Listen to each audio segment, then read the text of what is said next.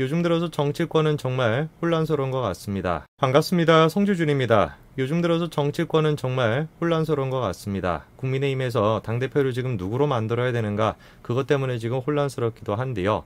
그거 자체만도 혼란스러운데 그거를 더 지금 혼란스럽게 만드는 게 윤석열이라고 하는 존재입니다.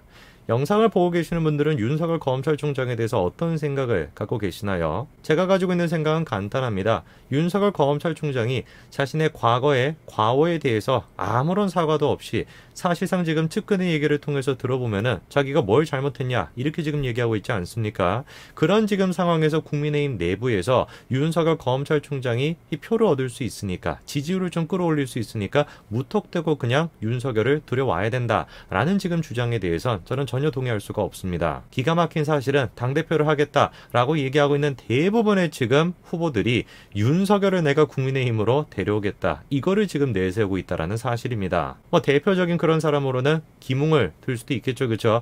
윤석열만 데려오면은 모든 게 다 해결될 수 있다, 그렇게 지금 얘기하고 있습니다.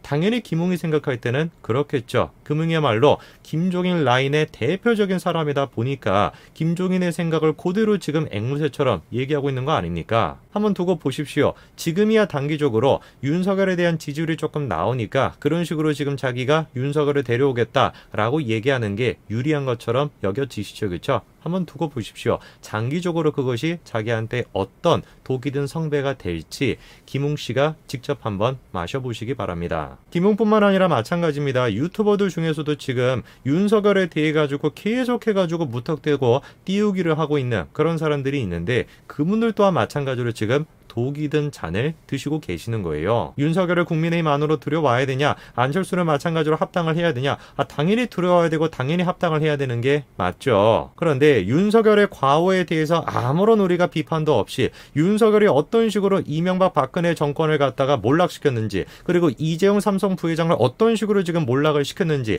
그거에 대한 아무런 반성도 없이 무턱대고 그냥 들어와야 된다, 저는 도저히 동의할 수가 없습니다. 흥미로운 것은 무엇이냐면 정치권 내부에서는 지금 계속해가지고 윤석열을 데려와야 된다, 중도와 지금 우리가 합쳐가지고 그래야지 대선을 이길 수 있다, 이런 식의 지금 분위기가 만들어지고 있는데, 정작 언론사들은 좀 다른 입장을 지금 가지고 있다라는 것입니다. 제가 한번 질문해 볼까요? 박근혜 대통령을 탄핵을 시킬 때 가장 주도적으로 나섰던 언론사들이 누굽니까? JTBC, 중앙일보, 거기가 이제 주축이 됐었고, 조선일보와 동아일보 또한 마찬가지로 엉거주춤으로 좀 동의하듯이 그렇게 이제 움직였었죠. 워낙에 국민들의 관심이 그때는 박근혜 전 대통령 탄핵을 시켜야 된다라는 식의 생각이 너무나 강력하다 보니까 조선과 동아일보 또한 마찬가지로 어부지리로 거기에 동의할 수밖에 없었습니다. 자, 그런데 동아일보가 이번에 놀라운 고백 한 가지를 했습니다. 바로 박근혜 전 대통령의 탄핵 자체가 잘못됐다라고 하는 취지의 글을 지금 쓴 것인데요. 오늘 저는 영상을 통해서 동아일보가 어떤 식의 지금 신경 변화가 생겼는지 그거에 대한 이야기를 좀 말씀드리고자 합니다. 같이 한번 보시죠. 박근혜 정권 당시의 동아일보의 기사입니다. 박근혜 대통령에 대해 가지고 이런 식으로 비판하는 기사를 쏟아냈었죠. 자, 그런데 이런 동아일보가 완전히 지금 생각이 바뀐 것 같은데요. 이번에 송평인 논설위원이 다음과 같은 칼럼을 썼습니다. 윤석열, 안철수, 국민의힘이 이기는 연대라고 하는 칼럼인데요. 칼럼의 내용을 제가 좀 읽어드리겠습니다. 이준석과 초선 의원인 김웅은 당대표에 도전하면서 대선 후보 지지율 1위를 달리고 있는 윤석열의 역임을 전면에 내세웠다. 실은 주호영 같은 중진들 또한 마찬가지로 윤석열 영입을 거론하고 있다, 주장하는 강도의 차이가 있을 뿐이다. 자, 그런데 이제 놀라운 이야기를 합니다. 하지만 보수 진영에서 탄핵의 강은 유승민이 바란 대로 아무 일도 없었다라는 듯이 건너기는 어렵다. 굉장히 지금 날카롭게 지적을 하고 있죠. 송평인 논설위원이 뭐라고 지금 얘기를 하는 겁니까? 김웅 같은 사람들이 지금 윤석열 검찰총장의 영입을 전면으로 내세우고 있다, 이렇게 지금 이야기를 시작하고 있습니다. 그런데 그 뒷부분에는 뭐라고 지금 얘기를 하고 있어요? 유승민이 바라는 대로 탄핵의 강은 아무 일도 없었다라는 것처럼 건널 수가 없다, 이렇게 지금 얘기하고 있습니다. 사실상 김웅이라고 하는 사람 자체가 누구 계에 있다? 누구 밑에 있다? 유승민 밑에 있다, 김종인 밑에 있다 라는 거를 지금 지적을 하는 것이죠. 자, 그리고 이제 동아일보는 박근혜 전 대통령의 탄핵에 대해 가지고 놀라운 지금 평가를 비우는 요플레, 채우는 프로틴. 요플레 프로틴.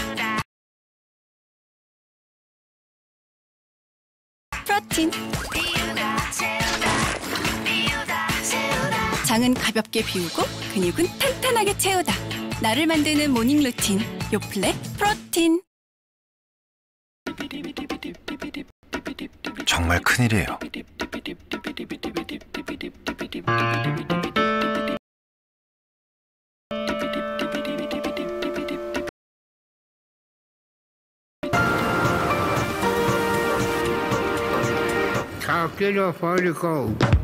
바른 세탁과 바른 건조의 시작.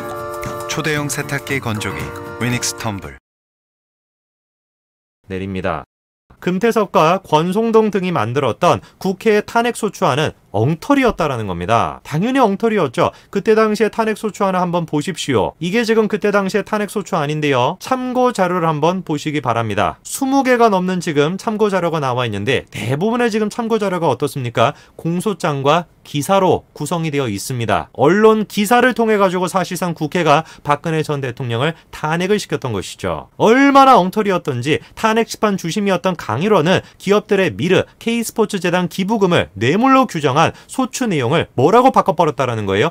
헌법상의 영업자유 침해로 슬쩍 바꿨다라는 겁니다. 사실상 검사의 공소장을 판사가 멋대로 바꾼 것이나 다름없는 것이죠. 한마디로 얘기해서 뭘 한 거예요? 직권 남용을 한 겁니다. 헌법재판소가 뭐라고 무슨 권리를 가지고 국회에서 제출한 그 탄핵소추안의 내용을 갖다가 바꿀 수가 있습니까? 엄청난 지금 직권 남용을 한 것이죠. 이 말도 안 되는 탄핵소추안, 이 말도 안 되는 직거래를 가지고 박근혜 전 대통령을 탄핵시킨 사람이 누굽니까? 바로 윤석열이죠. 그 윤석열은 미르 K스포츠재단 기부금을 뇌물로 기소했으나 법원에서도 그거는 인정되지 않았습니다. 수많은 재계 인사들이 나와서 뭐라고 했습니까? 그거는 뇌물이 아니었다라는 거예요. 이재용도 마찬가지인 것이고 최태원도 마찬가지인 것이고 구본모 또한 마찬가지로 그게 뭐가 문제가 되는 것이냐? 이해가 잘 안 된다라는 것입니다. 국가가 어떤 식의 사업을 추진합니다. 문화를 발전시키기 위해서, 스포츠를 발전시키기 위해서 그런 식의 사업을 추진을 합니다. 그리고 기업들에게 부탁을 하는 것이죠. 나라가 발전하는 길인데, 경제가 발전하는 것이고 문화가 발전하는 길인데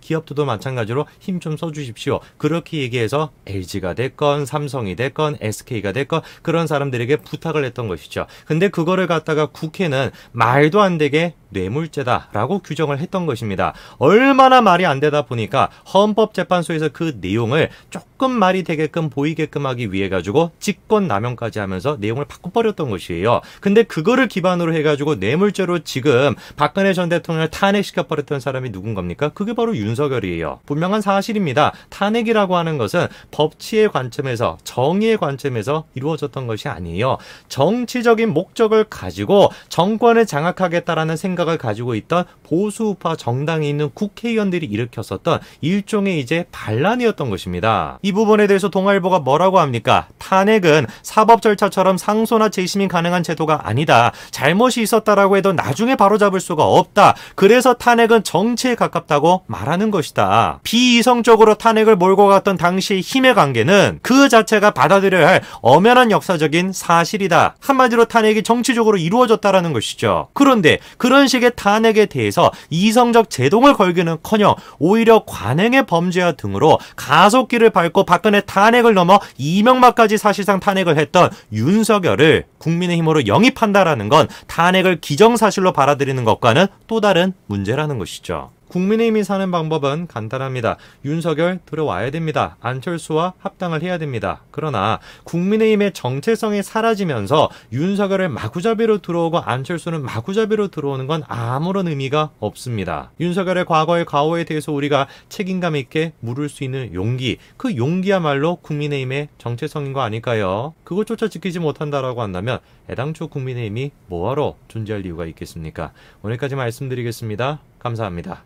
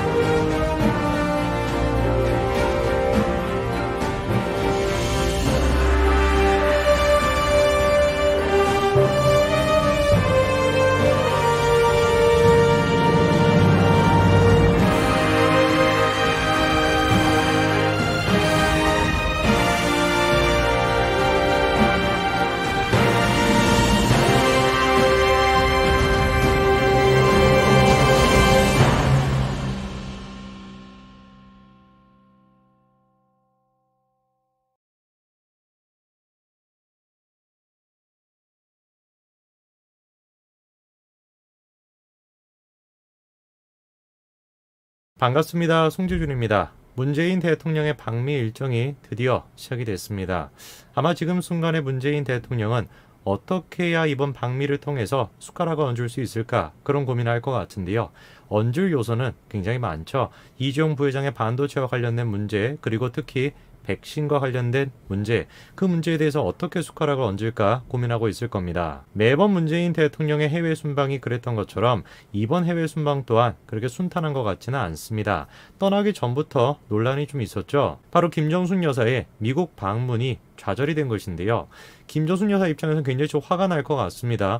백신도 맞고 갈 준비를 다 해놨는데 갑자기 이렇게 못 가게 되니까 얼마나 화가 나겠습니까? 자, 그랬더니 어떤 분들이 그러세요. 야, 무슨 소리 하는 거냐? 김정숙 여사만 그런 게 아니라 일본의 스가 또한 마찬가지로 영부인 같이 대동하지 않고 혼자 가지 않았냐? 근데 어떻게 김정숙 여사만 가지고 우리가 그렇게 얘기할 수 있냐? 이렇게 얘기하시는 분들이 계십니다. 정말로 이제 문재인 대통령을 지지하는 사람들이 주장하는 것처럼 스가가 받았던 대접과 똑같은 대접을 문재인 대통령이 지금 받고 있는가, 그거에 대해서 말씀드리고자 합니다. 같이 한번 보시죠. 자, 이번에 백신까지 맞고 미국에 갈 준비를 했었던 김정숙 여사는 미국에 못 갔는데요. 그거에 대해서 청와대는 처음에 이렇게 밝혔습니다. 공식 실무 방문 성격인 관계로 부인 김정숙 여사는 동행하지 않았다라는 것이죠. 그 마치 저 해명만 듣고 있으면은 능동적으로 자발적으로 청와대에서 안 가기로 선택했다라는 것처럼 들리지만 사실은 좀 다릅니다. 김정숙 여사가 못 간 이유로 질 바이든 여사가 거론되고 있는데요. 그 이유가 뭔지를 보니까 질 바이든은 여러분도 잘 아시는 것처럼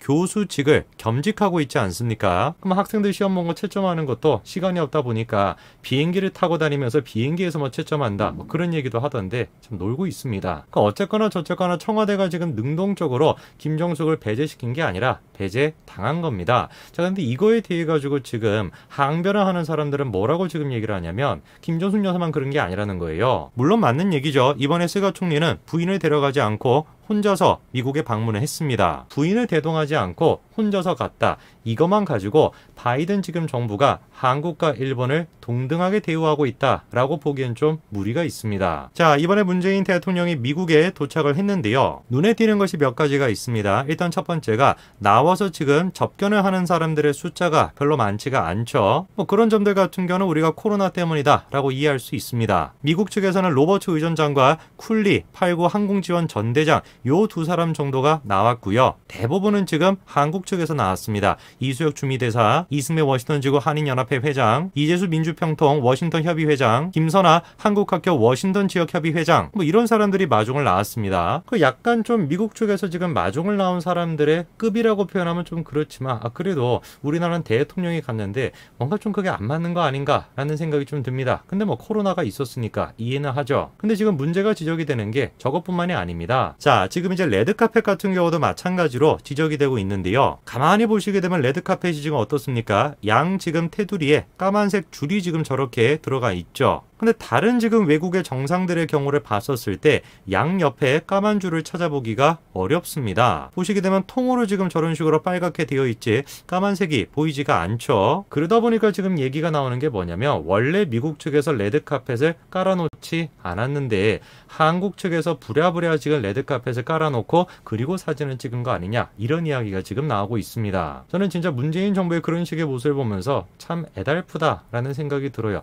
아니 그 레드카펫 그거 없으면 좀 어떻습니까? 근데 그 레드카펫 없고 그냥 뭐 지나갔을 때 또 국민들이 뭐라고 할까봐 그게 이제 눈치가 보여가지고 부랴부랴 깔았다라고 한다면 얼마나 그게 불쌍합니까? 일본의 경우는 어떻습니까? 일본은 좀 늦은 시간에 미국에 도착을 했었는데요. 자, 보시게 되면 바로 다음 일정을 위해 가지고 차가 지금 비행기 앞에 바로 지금 저렇게 세워져 있습니다. 저런 장면이 지금 보여주는 게 뭐겠습니까? 일본의 지금 스가 총리가 중요하게 생각하는 건 여기에 지금 왜 왔냐 이거죠. 달성하고자 하는 목적을 생각을 해봤을 때 뭐 거칠해, 치장하는 거, 언론 쇼하는 거 그런 게 중요한 게 아니라 빨리 다음 일정을 소화하기 위해 가지고 이동하는 거, 그게 제일 중요한 거 아니겠습니까? 자, 지금 이제 저것뿐만 아니라 또 논란이 되고 있는 게 뭐냐면 원래 처음에는 다음과 같이 보도가 됐어요. 문재인 대통령이 도착한 첫날에는 영빈관인 블레어 하우스의 여장을 풀고 하룻밤 휴식을 취한 뒤 이튿날부터 일정을 시작한다. 이렇게 보도가 됐었거든요. 자, 여기가 바로 블레어 하우스입니다. 대표적으로 미국 측에서 해외에 이제 정상들을 모실 때 사용하는 장소가 바로 블레어 하우스죠. 이명박 대통령도 여기서 묵었고요. 박근혜 전 대통령 또한 마찬가지로 여기서 묵었습니다.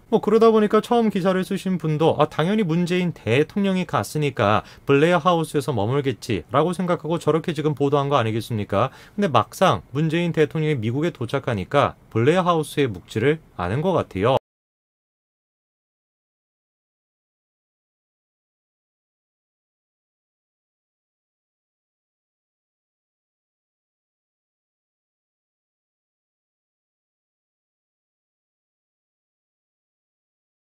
블레어 하우스가 아니라 백악관 인근 호텔에서 문재인 대통령이 묵었다는 겁니다. 그거에 대해서도 지금 뭐라고 설명이 나옵니까? 국빈 방문이 아니라 공식 실무 방문이기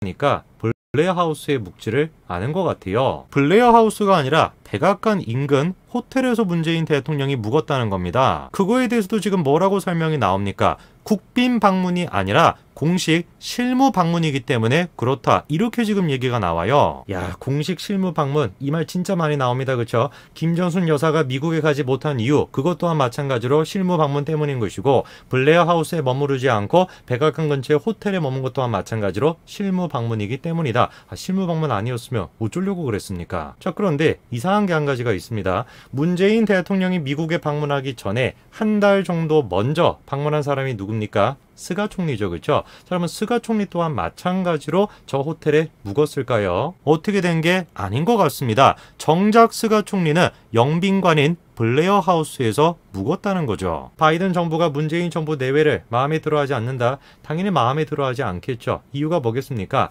한미 지금 동맹 자체가 흔들리고 있기 때문에 그렇습니다. 실제로 지금 한미 관계보다 미일 관계가 훨씬 더 지금 돈독하다라는 게 여러 가지 지금 측면들을 통해서 나타났는데요. 가장 최근에는 다음과 같은 사건이 있었습니다. 자, 아까 말씀을 드린 것처럼 스가 총리가 문재인 대통령보다 먼저 방미를 했는데요. 스가 총리를 이렇게 지금 바이든이 부르죠. 요시라고 친근하게 애칭으로 지금 이렇게 부릅니다. 그뿐만이 아니라 아예 그냥 대놓고 일본에 대해서 아주 가까운 동맹이다, 아주 좋은 파트너다, 이렇게까지 각별함을 표시를 하죠. 물론 제가 지금 바이든이 저렇게 애칭으로 불렀더라 그래서 립 서비스 형태로 좋은 파트너다, 좋은 이제 동맹 국가다, 이런 얘기를 했더라 그래서 미일 관계가 한미 관계보다 더 좋다, 이렇게 말씀드리는 게 아닙니다. 제가 그렇게 말씀드리는 이유는 따로 있는데요. 사실 지금 대한민국과 미국과 일본 요 지금 세 개 나라에서 가장 중요한 이슈가 되는 나라가 어딥니까? 북한이죠. 북한 문제에 대해서 미국이 논의를 한다고 하면은 누구랑 논의를 해야 되겠습니까?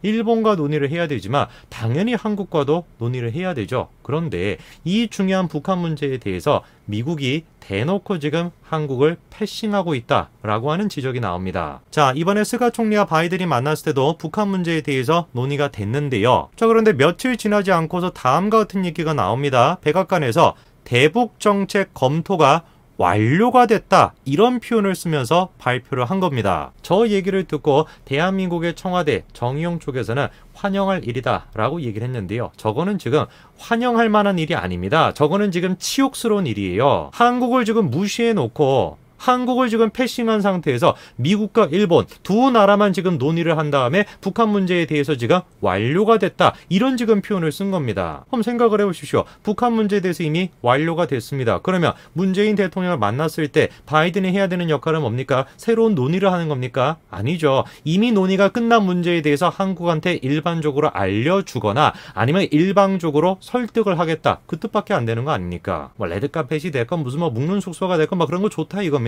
그런 걸 다 차치해 놓는다라고 할지라도 북한 문제에 대해 가지고 바이든은 지금 대놓고 문재인 정부를 지금 무시하고 있는 것이죠. 글쎄요, 문재인 대통령 또 이런 상황 속에서 계속해가지고 또 숟가락 얹을 그런 이제 고민만 하고 있을 텐데 참으로 걱정이 됩니다. 오늘까지 말씀드리겠습니다. 감사합니다.